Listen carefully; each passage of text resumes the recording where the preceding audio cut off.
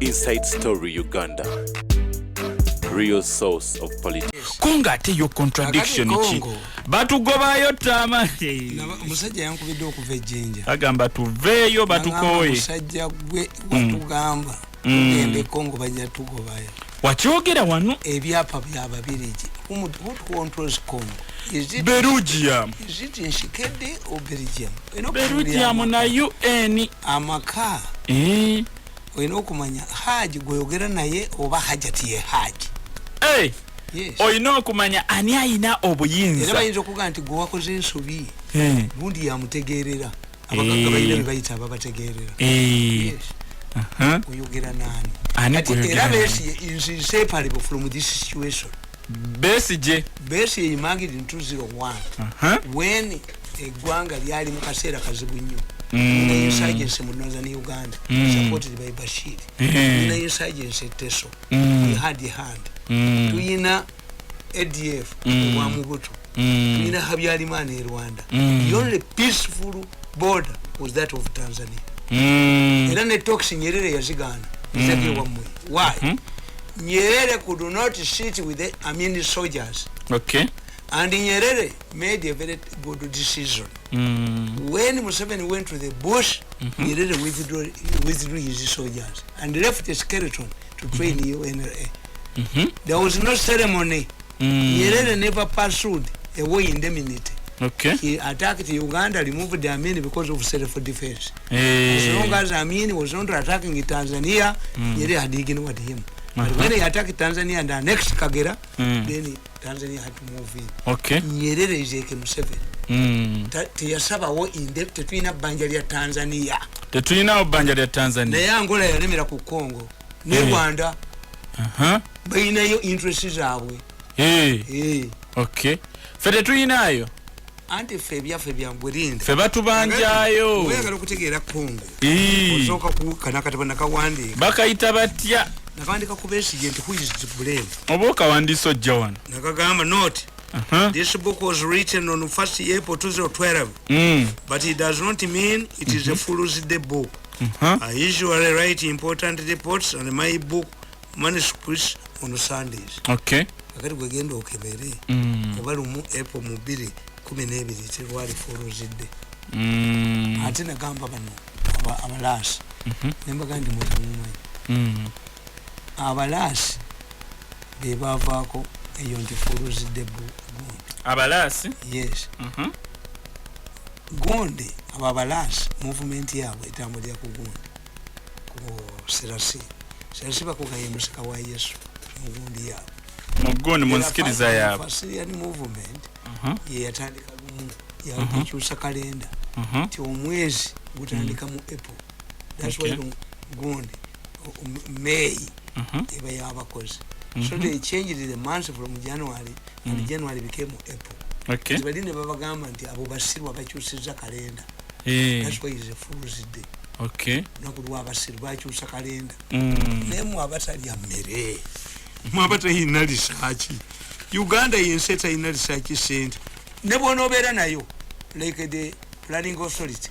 Tubadde ne research centers eziri mu bintu ebyenje takabali tunze butunzi. Respected institution in Uganda is the weather forecast. And nayo tibagi respecting. Ulabo omusajja nga bagenti nkuba egenda kutonya nga yambadde ka t-shirt mbwa kuseeki talina kabuuti. Kati bamubiwuli. Nadda ku kisengere yeekukuma. Wawulidde weather forecast. Bayina radio amasanyalaze. Kati nkugamba. Ti President Museveni bw'akwata power ojja okutegeerera Congo. Okay.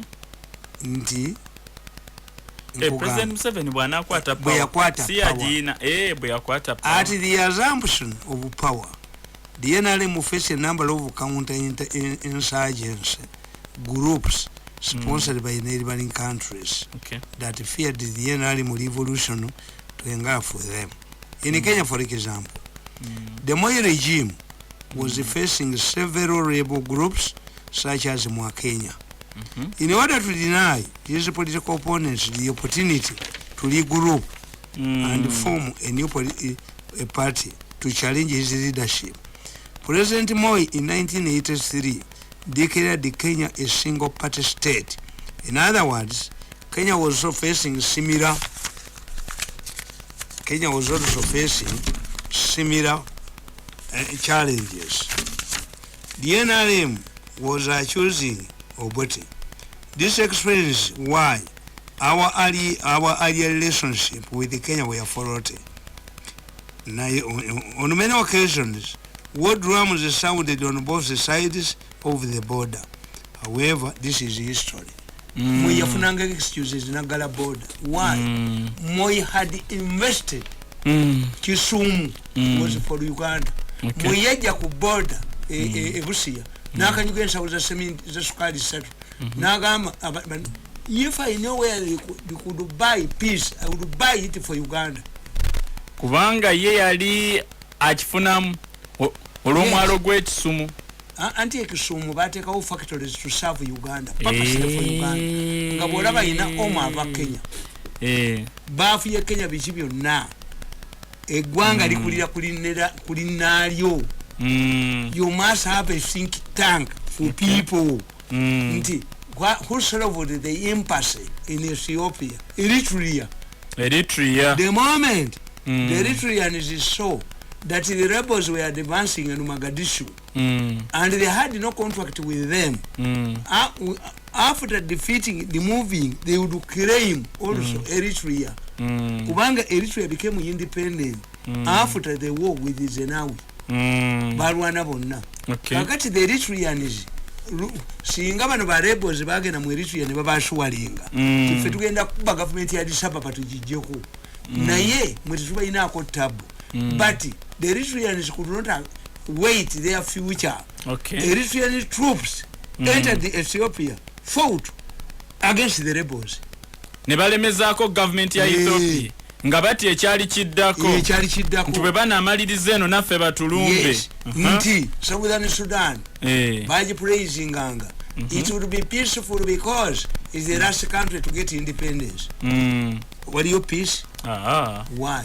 The Khartoum government never thinkers. Here for Southern Sudan is independence, is a success. It will give impetus to other regions like Darfur also to demand independence. Soko vuruge chido. Chivuruge. Bawese mikone kunogoera bwe kuti ne guno. The region endala mu Sudan akala kufuna independence. Teri nali manyi Darfur yeddako. Singa bakazi bonna bali mu bufumbo beyagala nga bavuga nene bamalaya balivuddewa. Okay. Debye mukaka yanja nga bamuwana. Where were you when Bishop Chiganda was divorcing his wife? You've come too late. Where was Pastor, where was Kayanja's wife, the one who has been praised by Kubya Bujingo? Auntie Yewa Akuba Bujingo. Is Bujingo the first one? Okudivorcing amchala we? Where was Kayanja's wife? The expert on marriage. When Kayanja, when Bishop Inga Akabuke Kakubo Mukazi was Yafumbiro Yakwano Wachapat.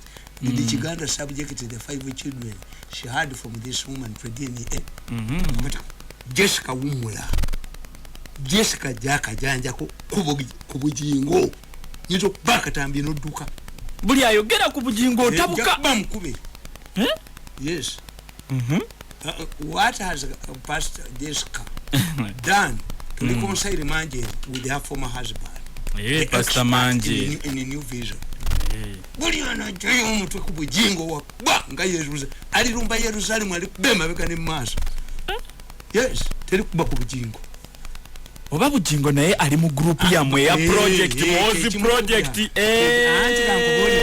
abo pastor bachimanyi timu America every president has his pastor bijingo kye kimukubya tebacha mufeze mulide kimala balide bakayanja balide bakayanja bo babadde ba pastor bani frequent visitors in state house twalya akobye twalya ebyasigalira byababujingo ozina bwobigula n'okubigula mwalya akobye mwalya ebyasigalira byababujingo mumule if you have accumulated wealth invest now in pigs.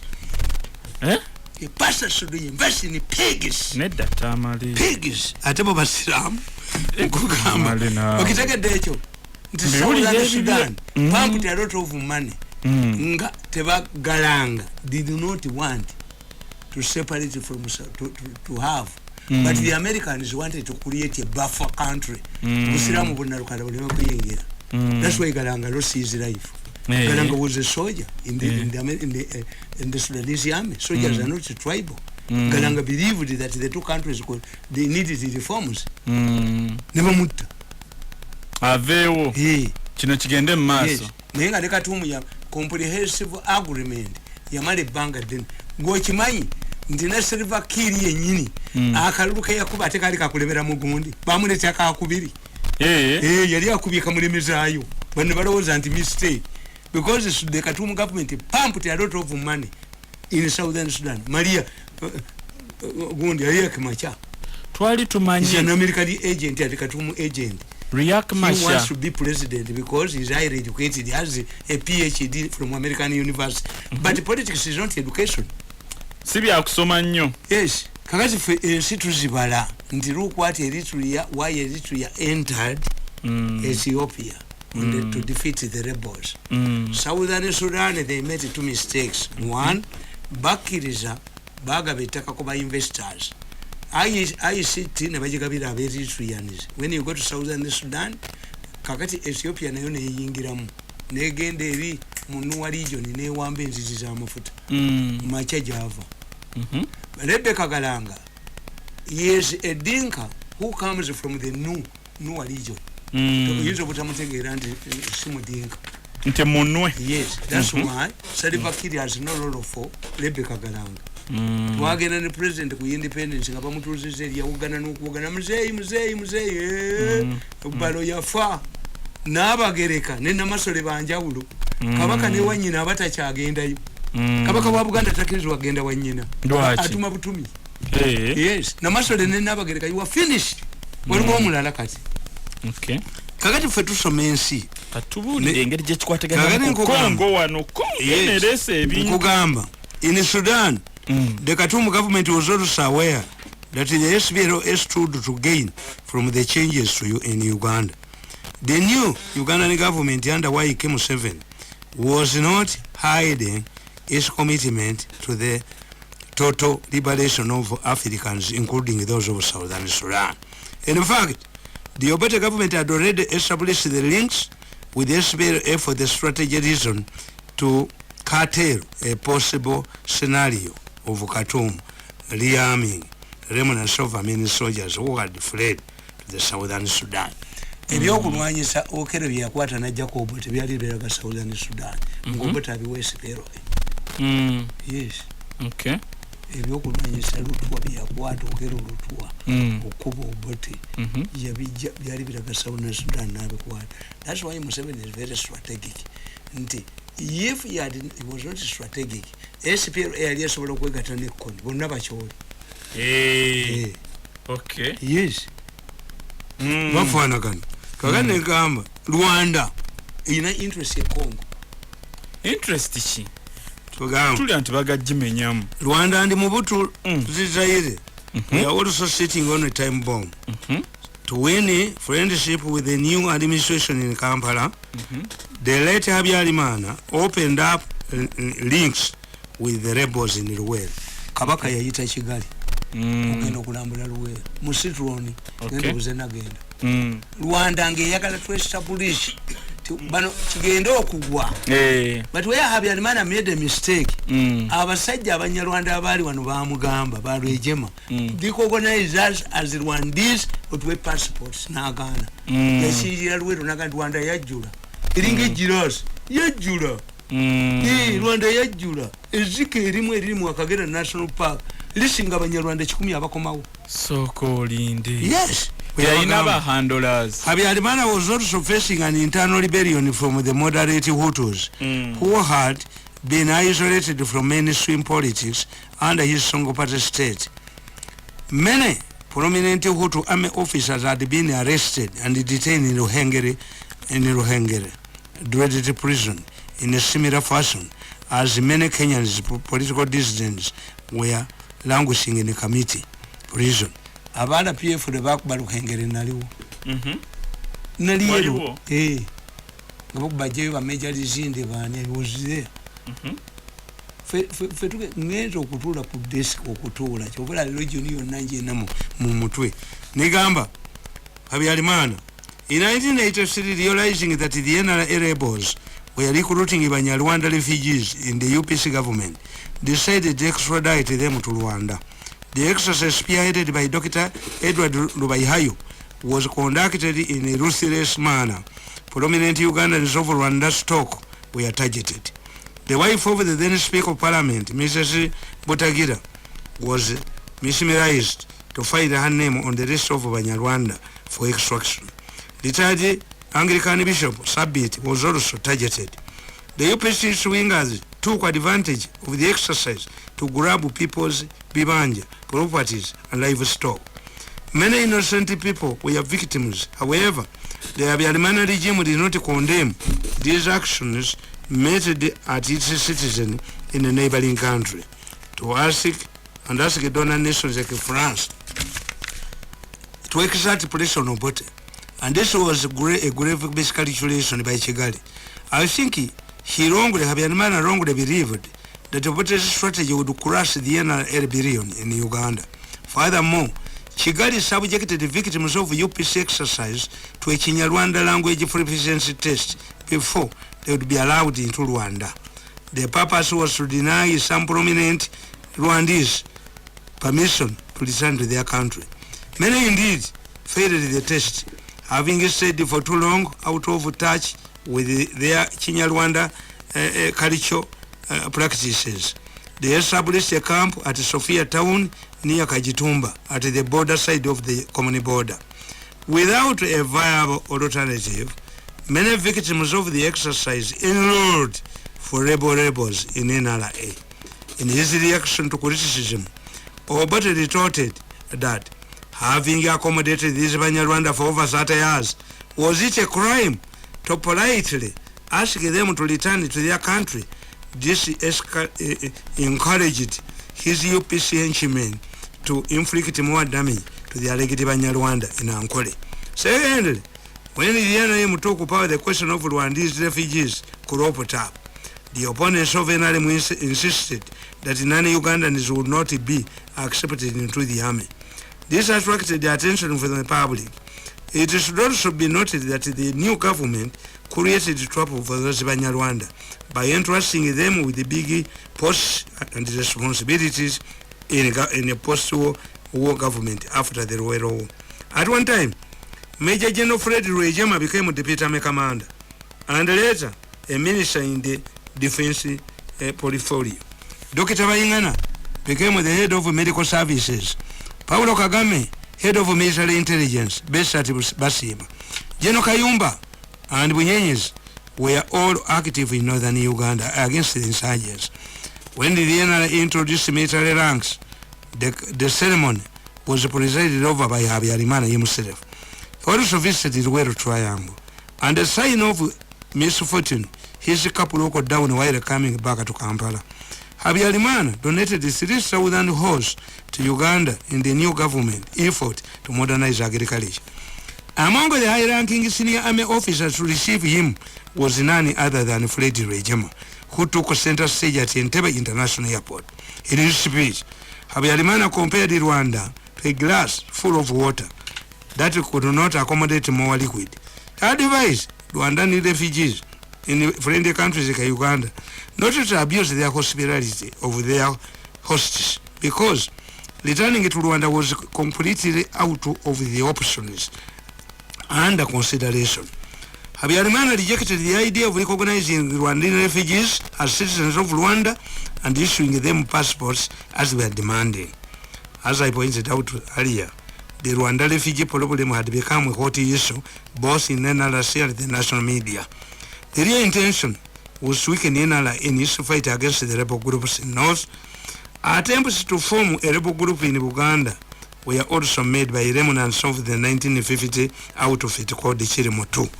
Kakati okitegeera nti abakulembeze b'omu region bonna babalaba Museveni bo kye baakola ate baapanikinga.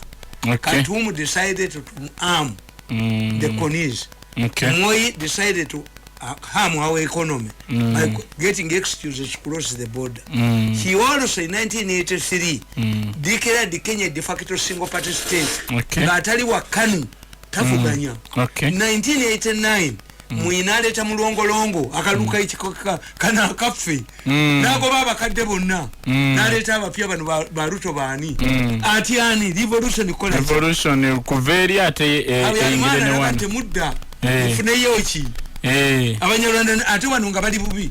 In fact, I have evidence that Rwejema survived the Syria attempts on his life in Uganda. Habyarimana sent here $3 million. One of the people who were trying to assassinate Council against Joe Caneno, then Mauli is a springboard for other things. Yes. Gaino kuwa contacts no so kweyongerayo mu birala. Ganyuma nnyo. Ogenda kwekanga ng'okaddiye guys okujjukira n'okaddiwe ogenda okujjukira. Okay, Council Curtains Joe Katoka West People's Council lebale kubeerako ne Ziwa Shafik ne Ashraf Mwanje Akim okuva HTS Kabaga Kanzijoka naka MTN ate tulenga tweyongerayo.